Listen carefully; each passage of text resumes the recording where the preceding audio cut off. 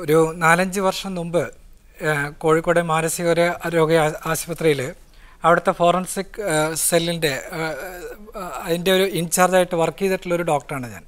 അപ്പോൾ എൻ്റെ പ്രായോഗിക അനുഭവത്തിൽ നിന്ന് എനിക്ക് പറയാൻ കഴിയും, ഈ ഫോറൻസിക് വാർഡിൽ അഡ്മിറ്റ് ചെയ്തിട്ടുള്ള, അതായത് തടവുകാരായിട്ടുള്ള മാനസിക രോഗികളിൽ ഗണ്യമായിട്ടുള്ളൊരു വിഭാഗത്തിനും സ്കീസോഫ്രീനിയ, മറ്റു തരത്തിലുള്ള സംശയരോഗങ്ങൾ എന്നീ തരത്തിലുള്ള രോഗങ്ങൾ മൂലം അവർ ആ രോഗത്തിൻ്റെ ഭാഗമായിട്ട് അവർക്ക് തോന്നുന്ന ചില സംശയങ്ങളാൽ ചില കുറ്റകൃത്യങ്ങളിലെല്ലാം ഏർപ്പെട്ടിട്ടാണ് അവരെ ഈ രോഗത്തിൻ്റെ ചികിത്സയ്ക്കായിട്ടും അതിൻ്റെ കൂടെ തന്നെ തടവ് കാലാവധി അതിൻ്റെ കൂടെ വേണ്ടിയിട്ടാണ് അവർ അഡ്മിറ്റ് ചെയ്തിരിക്കുന്നത്.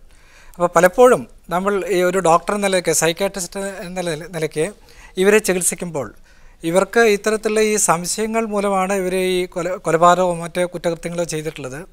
നമ്മൾ എത്ര തരത്തിലുള്ള മരുന്ന് കൊടുത്താലും സ്കീസോഫ്രീനിയോ മറ്റു തരത്തിലുള്ള സംശയരോഗങ്ങളായിട്ടുള്ള രോഗികൾക്കെല്ലാം ഒരു പരിപൂർണമായിട്ടുള്ള രോഗശാന്തി പലപ്പോഴും നമുക്ക് കിട്ടണമെന്നില്ല, എന്ത് തരത്തിലുള്ള മരുന്ന് കൊടുത്താലും. അതുകൊണ്ട് തന്നെ പലപ്പോഴും കോടതിയിൽ നിന്നും നമുക്ക് ഇത്തരത്തിലുള്ള രോഗിയുടെ മാനസിക കണ്ടീഷൻ വെച്ച് മെൻ്റൽ സ്റ്റാറ്റസ് റിപ്പോർട്ട് ചോദിച്ചിട്ട് നമുക്കൊരു അപ്ലിക്കേഷൻ വരാറുണ്ട്. പലപ്പോഴും ഇത്തരത്തിലുള്ള രോഗികൾക്ക് കോടതിയിൽ പോയിട്ട് അവർ കുറ്റകൃത്യം ചെയ്തു, എന്തുകൊണ്ടാണ് ഈ കുറ്റകൃത്യം ചെയ്തതെന്ന് പറയാനായിട്ടുള്ള അവരുടെ മെൻ്റൽ കണ്ടീഷൻ ഫിറ്റാണ് എന്ന് പറയാനുള്ളൊരു റിപ്പോർട്ട് നമുക്ക് ഒരിക്കലും കൊടുക്കാനായിട്ട് സാധിക്കാറില്ല. അങ്ങനെ 10-15 വർഷമായിട്ട് മരുന്ന് കൊടുത്തിട്ട് തന്നെ അവരുടെ രോഗശാന്തി, പരിപൂർണമായിട്ടുള്ള രോഗശാന്തി വരാത്തതുകൊണ്ടും അവരുടെ ഡെല്യൂഷൻസ്, ഇത്തരത്തിലുള്ള സംശയങ്ങൾ പരിപൂർണമായിട്ട് കുറയാത്തതുകൊണ്ടും നമുക്കൊരിക്കലും ഈ രോഗി കോടതിയിൽ പോയിട്ട് ഇത്തരത്തിലുള്ള കാര്യങ്ങളെക്കുറിച്ച് വാദപ്രതിവാദത്തിൽ ഏർപ്പെടാനോ അവരുടെ മെൻ്റൽ കണ്ടീഷൻ ഫിറ്റാണോ എന്ന് പറയാനായിട്ട് നമുക്കൊരു സർട്ടിഫിക്കറ്റ് കൊടുക്കാനായിട്ട് കഴിയാറില്ല. അതുകൊണ്ട് ഒരുപക്ഷെ അതുകൊണ്ടായിരിക്കണം ഇവരെ കോടതിയിൽ ഹാജരാക്കാനോ അവരുടെ കേസിനെ പറ്റി വിസ്തരിക്കാനോ കഴിയാറില്ല. ഇത് ഞങ്ങളുടെ സൈഡിൽ നിന്ന് പലപ്പോഴും ഇത്തരത്തിലുള്ള മരുന്നുകൾ കൊടുത്താലും ഈ രോഗികൾക്ക് അസുഖം ഭേദമാകാത്തതുകൊണ്ടാണ് ഞങ്ങൾക്ക് അവരുടെ മെൻ്റൽ കണ്ടീഷൻ, അവർ മെൻ്റലി ഫിറ്റാണെന്ന് പറയാനായിട്ട് സാധിക്കാത്തത്. ഒരുപക്ഷെ ഇതുകൊണ്ടായിരിക്കണം ജുഡീഷ്യറിക്ക് ഇവരെ കോടതിയിൽ ഹാജരാക്കാനും അവരെ കുറ്റകൃത്യങ്ങൾ വിസ്തരിക്കാനും അവരുടെ തടവ് ശിക്ഷ കുറയ്ക്കാനോ കൂട്ടാനോ മറ്റു കാര്യങ്ങൾ ചെയ്യാനായിട്ട് സാധിക്കാതെ വരുന്നത്. അപ്പോൾ ഇത് നമ്മുടെ വൈദ്യശാസ്ത്രത്തിൻ്റെ ഭാഗത്തു നിന്നും നമ്മുടെ മരുന്നുകളും മറ്റ് ചികിത്സകളുടെ എല്ലാം ഒരു അപര്യാപ്തതയാണ് കാണിക്കുന്നത്.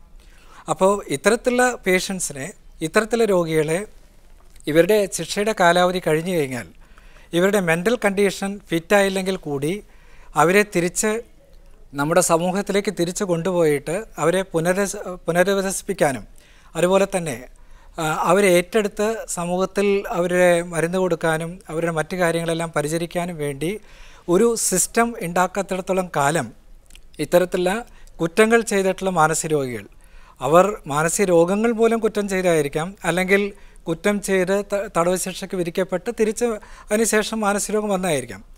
എങ്ങനെയായാലും ശരി, അവർക്ക് ഇത്തരത്തിൽ പൂർണ്ണമായിട്ട് മാനസിക രോഗം ശരിയാവാത്തിടത്തോളം കാലം ഇത്തരത്തിലെ രോഗികളെ അവരുടെ ട്രയൽ, അതായത് ഇത്തരത്തിലുള്ള വിചാരണയെല്ലാം കഴിഞ്ഞ് അവർക്ക് അസുഖം പൂർണ്ണമായിട്ട് ഭേദമായില്ലെങ്കിൽ കൂടി അവരെ സമൂഹത്തിലേക്ക് എത്തിക്കാനുള്ള രീതിയിലുള്ളൊരു നിയമവ്യവസ്ഥ ഉണ്ടാക്കിയില്ലെങ്കിൽ ഇവർ അവരുടെ ജീവിതാന്ത്യം വരെ മാനസികരോഗ ആശുപത്രിയിൽ അവരുടെ തടവ് ശിക്ഷയേക്കാൾ കൂടുതൽ ഒരു ശിക്ഷ വിധിക്കാനേക്കാൾ കൂടുതലായിട്ട് കഴിയാനുള്ള വിധി അവർക്ക് വന്ന് ചേരും. തീർച്ചയായും ഞാൻ തിരിച്ചു വരാം താങ്കളിലേക്ക്. ഡോക്ടർ കാളീശ്വരൻ രാജ്, അതാണ് ഇതിൻ്റെ നിയമപരമായ പ്രായോഗികമായ ബുദ്ധിമുട്ട്.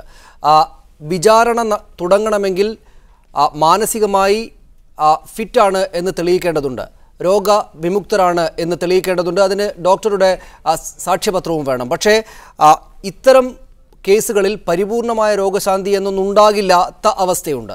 അങ്ങനെയാണെങ്കിൽ ഒരിക്കലും വിചാരണക്ക് ഇദ്ദേഹം യോഗ്യനാണ്, വിചാരണ നടപടികൾക്ക് കോടതിയിൽ ഹാജരാകാൻ അദ്ദേഹം യോഗ്യനാണ് എന്ന് ഒരു ഡോക്ടർക്ക് സർട്ടിഫൈ ചെയ്യാനാവില്ല. ഏത് വിധത്തിലാണ് ഇതിനെ നിയമപരമായി തരണം ചെയ്യാനാവുക? ഈ അവസ്ഥയിൽ മാനസിക രോഗികളായിരിക്കുന്ന ആളുകൾ, മനസ്സിൻ്റെ സമനില തെറ്റിയിരിക്കുന്ന ആളുകൾ അതിനുശേഷമോ മുമ്പോ ചെയ്ത കുറ്റകൃത്യം വിചാരണ ചെയ്യപ്പെടേണ്ടതുണ്ട്. അതിന് നിയമപരമായുള്ള വഴികൾ ഇതാണ് എന്ന് നമ്മുടെ ക്രിമിനൽ നിയമവ്യവസ്ഥയിൽ ഉൾപ്പെടാതെ പോയത് എന്തുകൊണ്ടാണ്? എന്ത് ചെയ്യാനാകും? ആ ചോദ്യം വളരെ പ്രസക്തമാണ്. ഇവിടെ ഈ മാനസിക രോഗങ്ങളെക്കുറിച്ചും ക്രിമിനൽ കുറ്റങ്ങളെക്കുറിച്ചുമുള്ള വളരെ പഴഞ്ചൻ സങ്കല്പങ്ങളെ വളരെ അപകടകരമായി പ്രയോഗിക്കുന്ന ഒരു സംവിധാനമാണ് നമുക്കുള്ളത്. ഇത് പറയാതിരിക്കാൻ നിർവാഹമില്ല. അതിൻ്റെ ഒരു വൈപരീത്യം എന്ന് പറയുന്നത്, ഒരു വൈരുദ്ധ്യം എന്ന് പറയുന്നത്, ഒരുപക്ഷെ വളരെ ക്രൂരമായ വൈരുദ്ധ്യം എന്ന് പറയാവുന്നത് ഇതാണ്. മാനസിക രോഗം എന്ന് പറയുന്നത് പലപ്പോഴും ഒരു കുറ്റകൃത്യം ചെയ്തു എന്ന് ആരോപിക്കപ്പെട്ട് കഴിഞ്ഞാൽ ആ പ്രതിയെ സംബന്ധിച്ചിടത്തോളം അയാളുടെ മാനസിക രോഗം വിചാരണയിൽ നിന്ന് അല്ലെങ്കിൽ ശിക്ഷയിൽ നിന്ന് ഒഴിവാകുവാനുള്ള നിയമപരമായ ഒരു ഡിഫൻസാണ്, പ്രതിരോധമാണ്. പക്ഷെ ഇവിടെ മാനസിക രോഗത്തിൻ്റെ പേരിൽ അവർ ഇരട്ടി അല്ലെങ്കിൽ 3 ഇരട്ടി അല്ലെങ്കിൽ 4 ഇരട്ടി ശിക്ഷ അനുഭവിക്കുന്ന ഒരു അവസ്ഥാവിശേഷം ഉണ്ടായിരിക്കുന്നു. ഇത് നിയമത്തിൻ്റെ തന്നെ തത്വങ്ങളുടെ നിഷേധമാണ്. അപ്പോൾ സാധാരണ പഴയ കാലത്ത് പലരും ചിന്തിച്ചു കൊണ്ടിരുന്നത് കുറ്റവാളികൾ സാഹചര്യങ്ങളുടെ സൃഷ്ടിയാണ്, ഇല്ലെങ്കിൽ സാഹചര്യങ്ങളാണ് ക്രിമിനലുകളെ സൃഷ്ടിക്കുന്നത്. ആ ചിന്താഗതി കാലഹരണപ്പെട്ടിരിക്കുന്നു. ഇന്ന് പുതിയ മനഃശാസ്ത്രം അദ്ദേഹത്തിൻ്റെ നിരീക്ഷണത്തിൽ സൂചിപ്പിക്കുകയുണ്ടായി. ഞാനും എൻ്റെ ബിരുദത്തിന് മനഃശാസ്ത്രത്തിൻ്റെ ഭാഗമായിട്ട് പഠിച്ചിട്ടുണ്ട്. Criminals are born. ചിലപ്പോഴെങ്കിലും ക്രിമിനലുകൾ ജനിക്കുകയാണ്, സാഹചര്യങ്ങളാൽ സൃഷ്ടിക്കപ്പെടുകയല്ല, അവർ ജനിക്കുകയാണ്. ആ മാനസിക ഘടനയോടുകൂടി അവർ ജനിക്കുകയാണ്. അദ്ദേഹത്തിൻ്റെ അഭിപ്രായത്തിൽ സൂചിപ്പിച്ചതുപോലെ വളരെ ഗുരുതരമായ സ്കിസോഫ്രീനിയ രോഗം അത് തന്നെ ഒരു മാനസിക വൈകല്യമാണ്, ഇല്ലെങ്കിൽ കുറ്റവാളിയുടെ മാനസിക ഘടനയോടടുക്കുന്ന ഒരു രോഗാതുരമായ അവസ്ഥയാണ്. അപ്പോൾ മറ്റ് രോഗങ്ങളിൽ നിന്ന് വ്യത്യസ്തമാണ് സ്കിസോഫ്രീനിയ. ഇപ്പോൾ സാധാരണ പറയാറുണ്ട്, ഈ മാനിക് ഡിപ്രസീവ് സൈക്കോസിസ് പിടിപെട്ട MDP, മാനിക് ഡിപ്രസീവ് സൈക്കോസിസ് പിടിപെട്ട ഒരു രോഗി ചിലപ്പോഴെങ്കിലും നോർമാലിറ്റിയുടെ സാധാരണഗതിയിലുള്ള ഒരു അവസ്ഥ അവരുടെ ജീവിതത്തിൽ നിലനിർത്തും. അതുകൊണ്ട് അതേസമയം സ്കിസോഫ്രെനിക് രോഗി എന്ന് പറയുന്നത് ഒരു കണ്ടിന്യൂസ് പ്രോസസ് ഓഫ് ഡിറ്റോറിയേഷൻ, അവർ തുടർച്ചയായിട്ടുള്ള ഒരു ജീർണിക്കൽ, മനസ്സിൻ്റെ ജീർണിക്കലാണ് ആ രോഗത്തിലൂടെ നടക്കുന്നത്. അവർക്കുണ്ടാകുന്ന സംശയങ്ങൾ, അവർക്കുണ്ടാകുന്ന വെളിപാടുകൾ, അവർക്കുണ്ടാകുന്ന തെറ്റിദ്ധാരണകൾ പലപ്പോഴും കുറ്റകൃത്യത്തിലേക്ക് നയിക്കുന്നു, അവരെ കുറ്റവാളികളാക്കുന്നു. പക്ഷെ അതിനുശേഷം മനോരോഗികളാണ് എന്നുള്ള നിലയിൽ അവരെ വിടുന്നതിന് പകരം, ഇല്ലെങ്കിൽ അവരെ പരിചരിക്കുന്നതിന് പകരം, അവരെ പരിഗണിക്കുന്നതിന് പകരം ആ രോഗം തന്നെ ഒരു കുറ്റകൃത്യമാണ് എന്ന് കാണുന്ന ഒരു സമീപനമാണ് ഇന്നത്തെ സംവിധാനങ്ങളിൽ, നിയമവ്യവസ്ഥയിൽ നിലകൊള്ളുന്നത്. ഇത് മാറണമെങ്കിൽ, ഈ താങ്കളുടെ റിപ്പോർട്ടിലേക്ക് തിരിച്ചു വന്നാൽ, ഇത് മാറണമെങ്കിൽ വളരെ മൂർത്തമായിട്ടുള്ളൊരു പരിശോധന ആവശ്യമാണ്.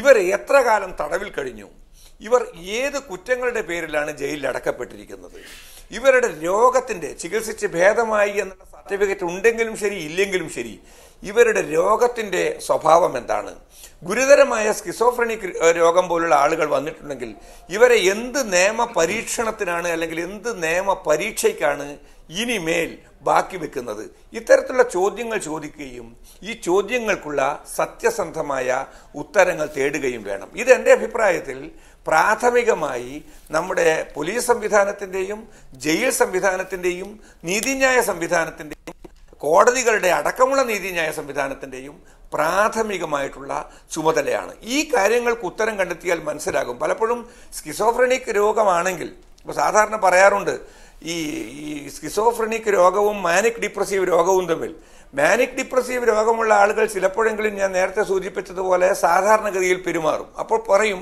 അവർ തമാശകൾ പറയും, അവരുടെ മാനിക് ഫേസിൽ അവർ തമാശകൾ പറയും, ഡിപ്രസീവ് ഫേസിൽ അവർ ആത്മഹത്യാ പ്രവണതകൾ കാണിക്കും. പക്ഷേ ഈ തമാശകൾ പറയുന്ന സമയത്ത് one would laugh along with a manic depressive patient and one would laugh at a schizophrenic patient. Schizophrenic patient ജീർണിക്കുന്ന, നമ്മുടെ പലപ്പോഴും തെരുവുകളിലൊക്കെ കാണുന്ന തുടർച്ചയായി ജീർണതയ്ക്ക് വിധേയമാകുന്ന പരിസര ബോധമില്ലാത്ത ഒരവസ്ഥയിലേക്ക് ജീർണിച്ചെത്തുമ്പോൾ അവരെ നോക്കി മറ്റുള്ളവർ ചിരിക്കുന്ന അവസ്ഥയിലേക്ക് എത്തുന്നുള്ളതാണ് ഈ പറഞ്ഞതിൻ്റെ താല്പര്യം.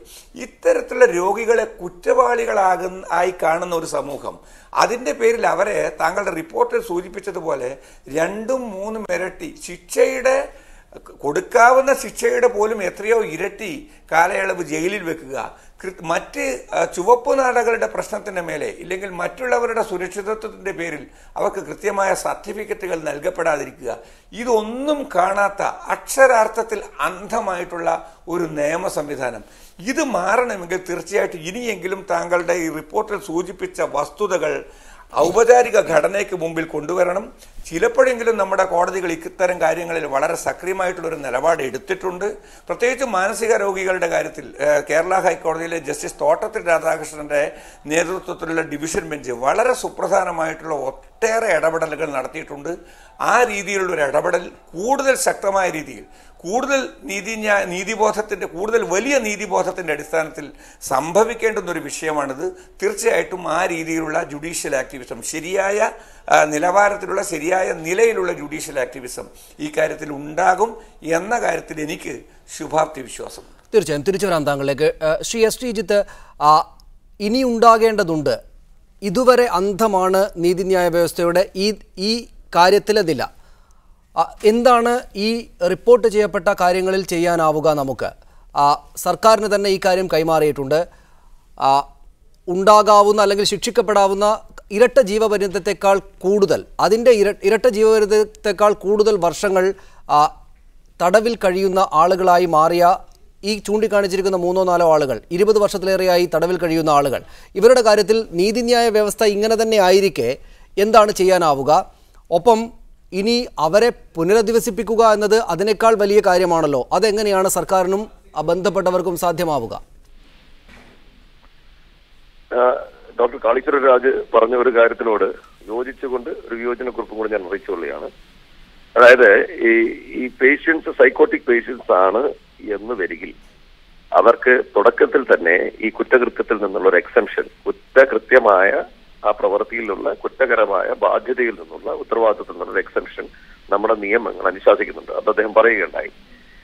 അത് അങ്ങനെയാണെന്ന് വരികിൽ ഇവരെ ഇത്രയും കാലം ഇങ്ങനെ തടവറയിൽ സൂക്ഷിച്ചത് തന്നെ തെറ്റാണെന്ന് വരും. ഒന്ന്.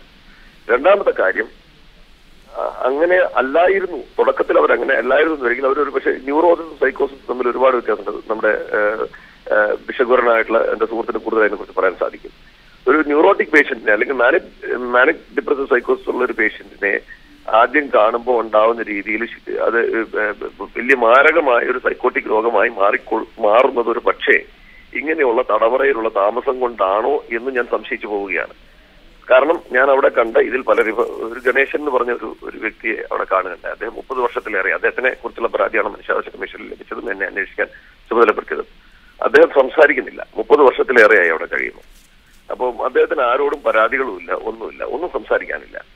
അപ്പം ഇത്രയും കാലയളവ് കടന്നതുകൊണ്ടാണോ അവർ ഈ അവസ്ഥയിലെത്തിയതെന്നോ, തുടക്കത്തിലെ അവർക്ക് ഈ അവസ്ഥ ഉണ്ടായിരുന്നെങ്കിൽ അവർക്ക് ഈ കുറ്റകരമായ ഉത്തരവാദിത്വത്തിൽ നിന്ന് അവരെന്തുകൊണ്ട് മോചിക്കപ്പെട്ടില്ല എന്നും നമ്മൾ വളരെ കൂലങ്കഷമായി ചിന്തിക്കേണ്ടതാണ്. കാരണം നമ്മുടെ നിയമവ്യവസ്ഥയിൽ അത് പറഞ്ഞിട്ടുണ്ട്.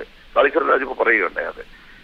അപ്പം ആ നിയമപരമായിട്ടുള്ള എക്സംഷൻ അവർക്ക് കിട്ടിയിട്ടില്ല എന്നുള്ളതിൽ നിന്ന് തന്നെ നമുക്ക് മനസ്സിലാക്കേണ്ടുന്ന ഒരു കാര്യം എന്ന് പറഞ്ഞാൽ, ഈ കുറ്റകൃത്യം നടന്ന സമയത്ത് കോടതികളുടെ വിലയിരുത്തലനുസരിച്ച് ഇദ്ദേഹം പൂർണ്ണമായും മാനസിക രോഗി ആയിരുന്നില്ലെന്ന് വേണം നമ്മൾ മനസ്സിലാക്കാൻ.